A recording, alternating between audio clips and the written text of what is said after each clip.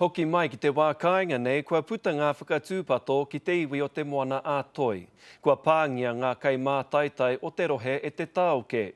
Nō reira me kaua e kohi, me kaua e kai.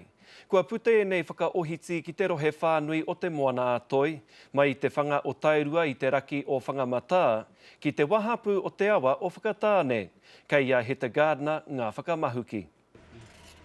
He pai ki te kai, engari anō mo te hauora. When the level of these biotoxins go above those guideline thresholds, the relevant public health authorities, such as ourselves for the Bay of Plenty, issue a warning.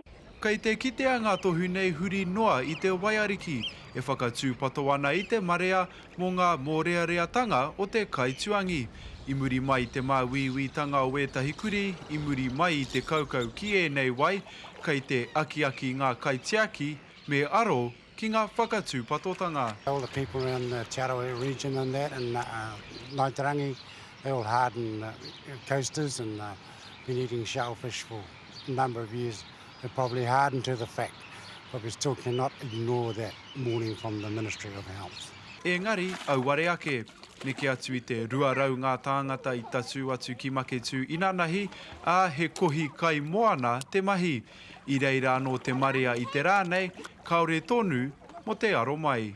There's some over there getting some, as long as we don't take more than 50, yeah? I noticed it's these ones here get sick, so I chuck them back in, the green ones, but I usually try and get the white ones. Ko tētahi o ngā take ka hinga tēnei tohu ki runga taringa turi, ka piki te maha o ngā tāngata ki tēnei rohe mai te 800 ki te 8,000 i te wā o te hararei.